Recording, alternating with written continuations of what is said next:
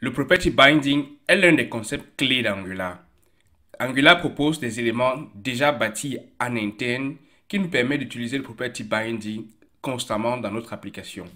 Je vais prendre un exemple d'élément dont on se sert souvent dans une application Angular qui utilise en interne le property binding et dont nous n'utilisons que la syntaxe raccourcie. Il s'agit du ng4. En réalité, le ng4 permet d'afficher une liste d'objets un peu plus complexe dans notre template.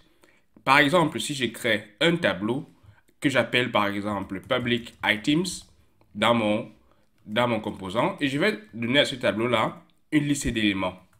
Par exemple, les éléments vont porter un nom que je vais appeler test1 et une clé. Par exemple, key, my-key.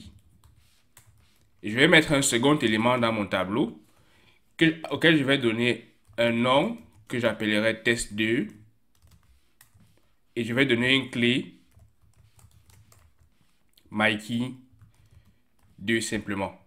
Maintenant que j'ai mon tableau avec item, je peux utiliser le property binding pour pouvoir afficher cette liste d'éléments sous forme de plusieurs éléments imbriqués en HTML. Pour ça, Angular a prévu un élément HTML en particulier qui s'appelle ngTemplate. Et avec ngTemplate, je peux désormais me servir d'une directive de structure, le ng4 que me propose Angular. À propos du ngTemplate, nous allons aborder plus tard dans ce tutoriel des spécificités qui nous permettent de l'utiliser constamment dans notre application Angular. Mais là, je vais utiliser ng4 simplement. Bizarre, n'est-ce pas?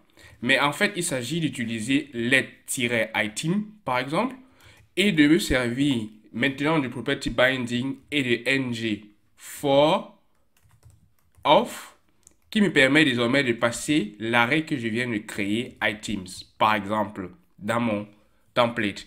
Maintenant que j'ai créé tout ceci, je suis capable désormais de dire que je veux avoir, par exemple, dans une balise paragraphe, avec l'interpolation, l'élément items que je veux afficher. Maintenant, il s'agit d'avoir un seul élément de items et je vais afficher, par exemple, la clé de cet élément-là avec la propriété key. Là, vous allez voir désormais que je peux afficher dans mon paragraphe ces éléments-là que j'ai reçus. Vous voyez myKey et myKey2 qui va afficher l'ensemble des éléments que je reçois depuis mon composant TypeScript. La spécificité du ng4 est qu'il va dupliquer pour le nombre d'éléments que j'ai choisi. Par exemple, le P, si vous remarquez dans ma console ici, avec éléments dans mon navigateur, je reçois myKey pour mon premier objet et myKey pour mon second objet. Donc, avec le ngTemplate, il ne va pas apparaître. On voit que dans la liste des éléments qui sont générés pour l'HTML, ngTemplate n'apparaît pas.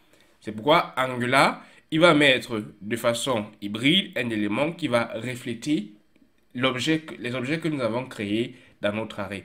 Mais la syntaxe avec ng4 et letItems, en plus du property binding, on la voit moins souvent. Parce qu'Angular permet, avec ng4 et l'étoile simplement, de pouvoir raccourcir tout ceci. Donc en réalité, je peux supprimer ceci, le ngTemplate, et j'utilise simplement étoile, ng4, et je peux désormais mettre à l'intérieur let items of items, qui me permet désormais d'utiliser à l'intérieur de mon paragraphe simplement item.key. Cela revient à la syntaxe équivalente de ce que nous avons écrit avec le ngTemplate. Donc désormais, je reçois le même résultat et je reçois également mes paragraphes qui sont affichés à l'intérieur. Donc c'est ainsi que Angular utilise en interne le property binding pour booster la capacité de ce framework-là et également les possibilités que nous avons lorsque nous utilisons cette différentes directives-là. Un autre élément que je souhaite vous montrer par rapport à l'interpolation que nous avons vu jusqu'à présent, c'est que si par exemple je rends ici simplement le key de mon second élément null, alors je vais avoir un souci avec Angular. Parce qu'il va chercher à avoir ce key-là et il est possible qu'il affiche simplement rien. Donc là, dans ce cas, j'ai eu seulement myKey et il n'a rien affiché. Si par contre, j'ajoute un troisième élément ici, que j'appelle null simplement, il va essayer d'afficher également le troisième élément et rechercher pour mon key, par exemple, l'élément null que j'ai retrouvé. Et vous allez voir que là, j'ai désormais une erreur affichée dans mon navigateur qui me dit que l'objet est possiblement nul. Mais comment réagir dans ces cas-là, puisque nous ne pouvons pas toujours influencer la liste d'objets que nous recevons pour pouvoir afficher avec le ngFor. Là, je peux me servir de l'opérateur point d'interrogation. Point d'interrogation me permet de contrôler que l'élément item existe réellement avant de pouvoir faire appel à key simplement. Donc ici, on peut contrôler les éléments que nous affichons dans notre élément, dans notre tableau, et aussi ce que nous souhaitons afficher dans notre template HTML. Donc ici, on peut se servir du property binding, que ce soit avec les éléments qui sont déjà intégrés avec Angular, ou alors les éléments que nous souhaitons créer nous-mêmes avec par exemple les directives de structure telles que ngFor. C'est très important de pouvoir comprendre ce principe de property binding car nous allons l'utiliser plus tard dans ce tutoriel pour pouvoir élaborer la communication entre un parent et un enfant par exemple.